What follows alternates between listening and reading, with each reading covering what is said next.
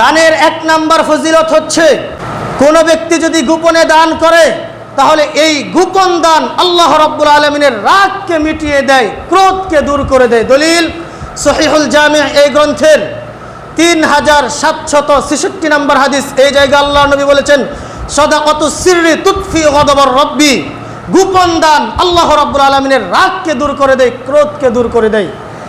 আল্লাহ রাব্বুল আলামিন আপনার প্রতি রাগান্বিত হয়ে আছেন, সিদ্ধান্ত নিয়েছেন আপনাকে জাহান্নামে দিবেন। আপনি যদি গোপনে দান করে দেন তাহলে আল্লাহ রাব্বুল আলামিনের রাগ আপনার উপর থেকে চলে যাবে।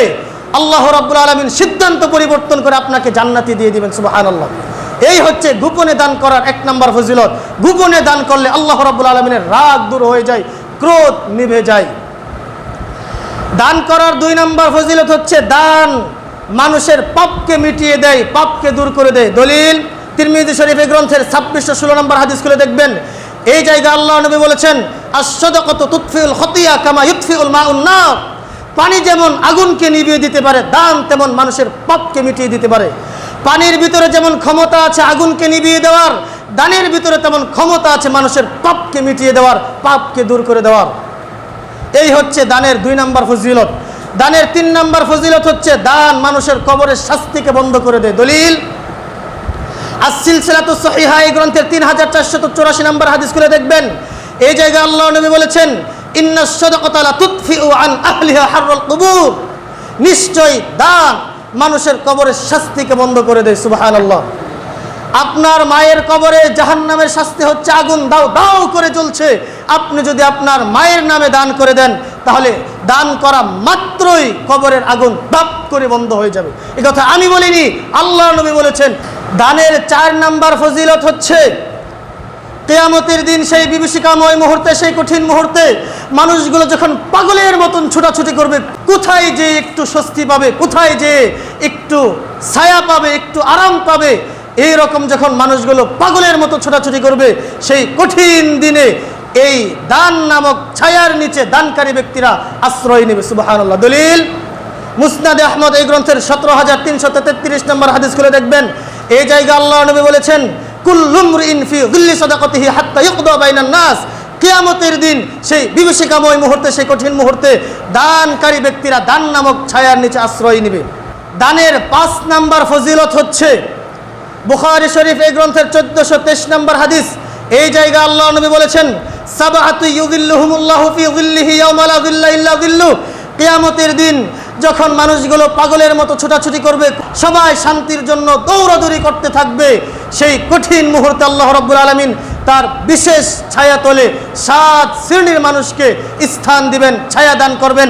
7 শ্রেণীর মধ্য থেকে এক শ্রেণীর মানুষ হচ্ছে, ওয়া রাজুলুন তাসাদ্দাকা বিসাদাকাতিন ফাখফাহা হাত্তা লা তা'লামা শিমালুহু মা তুনফিকু ইয়ামিনু, ওই ব্যক্তি যে নাকি রব্বুল আলামিনকে সন্তুষ্ট করার জন্য, জান্নাতের আশায়, জাহান্নাম থেকে মুক্তি পাওয়ার জন্য, মানুষকে দেখানোর জন্য নয়, দান করবে, ওই ব্যক্তিকে আল্লাহ রাব্বুল আলামিন সেই কঠিন দিনে তার বিশেষ ছায়া তলে ছায়া দান করবেন। সুবহানাল্লাহ। এই হচ্ছে দানের 5 নম্বর ফজিলত। দানের 6 নম্বর ফজিলত হচ্ছে, দানের মাধ্যমে সমস্ত বিপদ আপদ থেকে রক্ষা পাওয়া যায়। দলিল তিরমিজি শরীফ এই গ্রন্থের 2863 নম্বর হাদিস খুলে দেখবেন। এই জায়গায় আল্লাহ নবী বলেছেন, জাকারিয়া আলাইহিস সালাতু ওয়াস সালামের ছেলে ইয়াহইয়া আলাইহিস সালাতু ওয়াস সালামকে আল্লাহ রাব্বুল আলামিন 5টি বিষয়ে আদেশ করেছেন। এই কথাগুলো আবার আমাদের নবী আমাদেরকে জানিয়ে দিয়েছেন। ইয়াহইয়া আলাইহিস সালাতু ওয়াস সালাম তার জাতিকে বলছেন, আমুরুকুম বিসসাদাকা, হে আমার জাতি, আমি তোমাদেরকে দান করার ব্যাপারে উপদেশ দিচ্ছি, আদেশ করছি।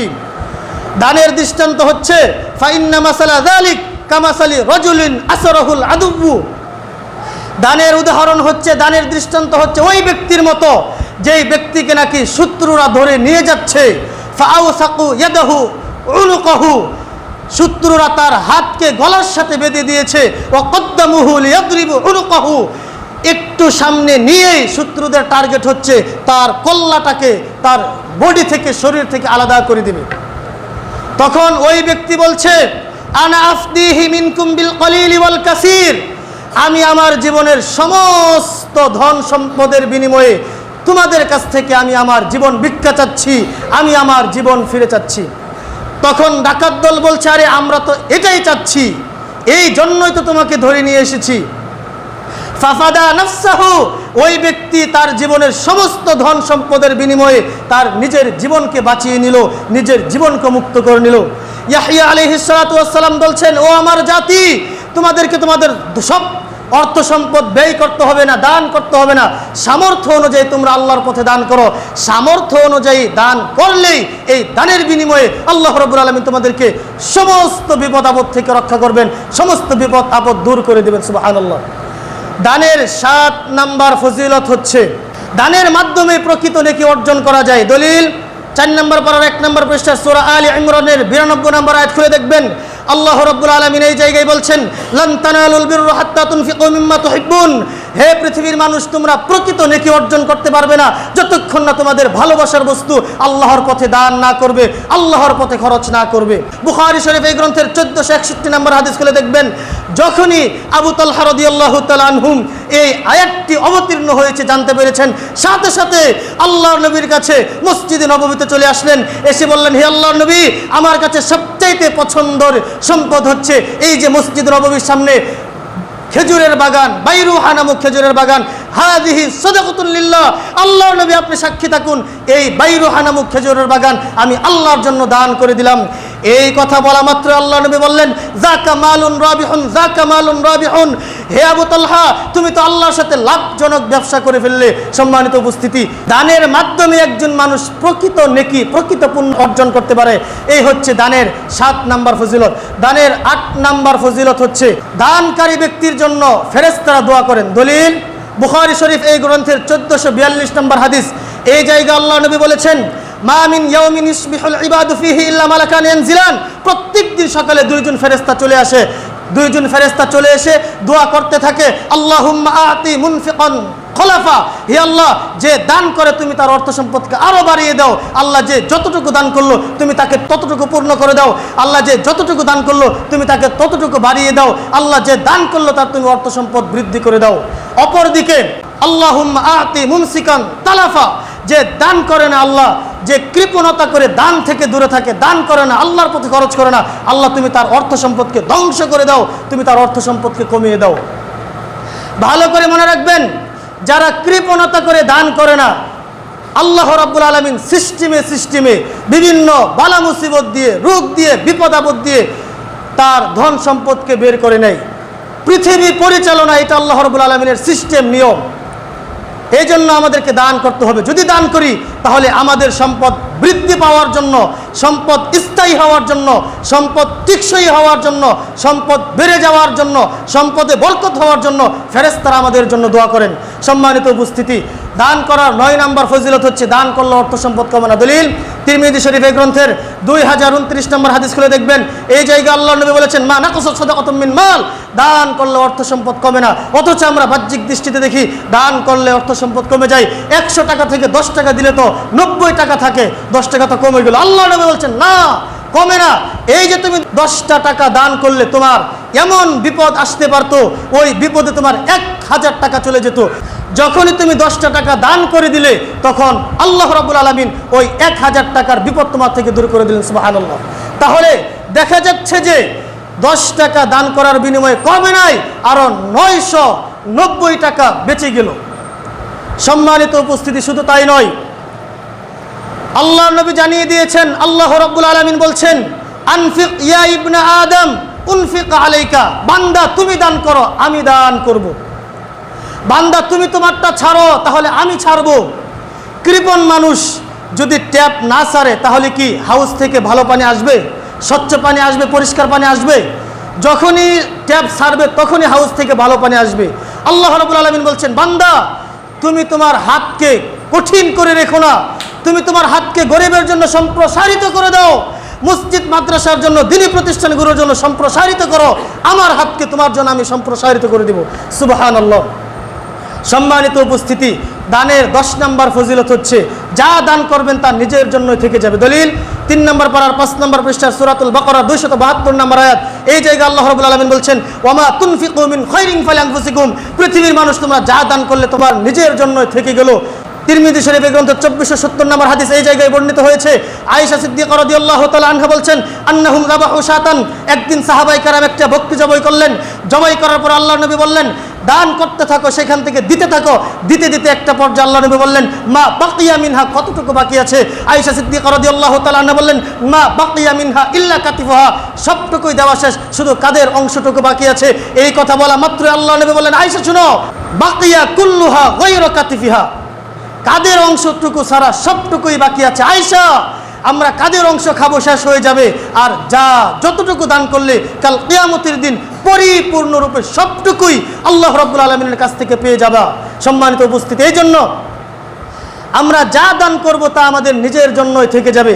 এই জন্যই আল্লাহ নবী বলেছেন, যা খাবা শেষ হয়ে যাবে, যা পড়বা তা পুরাতন হয়ে যাবে, যা দান করবা তাই তোমার জন্য থেকে যাবে।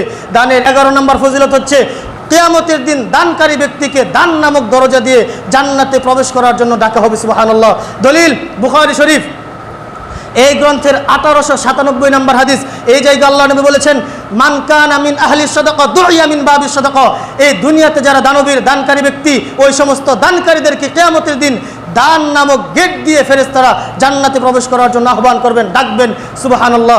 দানের 12 নম্বর ফজিলত হচ্ছে, মুসলিম শরীফ এই গ্রন্থের 422 নম্বর হাদিস, আস-সাদাকাতু বুরহান, দান হচ্ছে দলিল, প্রমাণ। পৃথিবীতে অন্য কোনো ইবাদতের ক্ষেত্রে আল্লাহ নবী এইভাবে বলেনি দানের এত গুরুত্ব, এত ফজিলত, এত পাওয়ার। এই জন্য আমরা সাধারণত বলে থাকি, এই জমি আমার, প্রমাণে আমার দলিল আছে, এই ঘর আমার, প্রমাণে আমার দলিল আছে। কিয়ামতের দিন আমরা বলবো জান্নাত আমি পাবো, এই যে আমার দান নামক ইবাদত আছে। এই হচ্ছে দানের 12 নম্বর ফজিলত।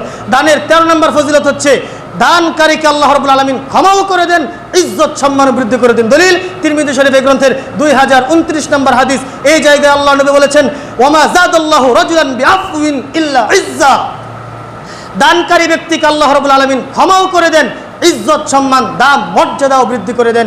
এই হচ্ছে দানের 13 নম্বর ফজিলত। দানের 14 নম্বর ফজিলত হচ্ছে, কোনো ব্যক্তি যদি একটা টাকা দান করে, একটা খেজুর দান করে, সেটাকে আল্লাহ রাব্বুল আলামিন তার ডান হাতে নিয়ে নেন। সুবহানাল্লাহ। দলিল তিরমিজি শরীফ এই গ্রন্থের 661 নম্বর হাদিস এই জায়গায় আল্লাহ নবী বলছেন, কোনো ব্যক্তি যদি সামান্য পরিমাণ দান করে, একটা খেজুর দান করে, তাহলে আল্লাহ রাব্বুল আলামিন আখাযাহুর রহমানু বিয়ামিনিহি, সেই দানটাকে ডান হাতে নিয়ে নেন। ডান হাতে নিয়ে সেটাকে লালন পালন করতে থাকেন, যেমনিভাবে তোমরা তোমাদের গরুর বাছুরকে লালন পালন করতে থাকো। লালন পালন করতে করতে ওই সম্পদটা আল্লাহ রাব্বুল আলামিনের হাতে বৃদ্ধি হতে থাকে, বৃদ্ধি হতে হতে হাত্তা তাকুন আযমা মিনাল জাবাল, পাহাড়ের থেকেও বড় হয়ে যায়। সুবহানাল্লাহ। এই হচ্ছে দানের 14টি ফজিলত। সম্মানিত উপস্থিতি, সংক্ষিপ্ত সময়ে আমরা দান সম্পর্কে যে ফজিলতগুলো জানলাম, আমাদের যাদের যেমন সামর্থ্য আছে সেই সামর্থ্যের জায়গা থেকে আমরা সব সময় কম বেশি দান করার চেষ্টা করব। দান করে এই ফজিলতগুলো আমাদের নিজেদের জীবনে অর্জন করার চেষ্টা করব। আল্লাহ রাব্বুল আলামিন আমাদেরকে সেই তৌফিক দান করুন। আল্লাহুম্মা আমিন।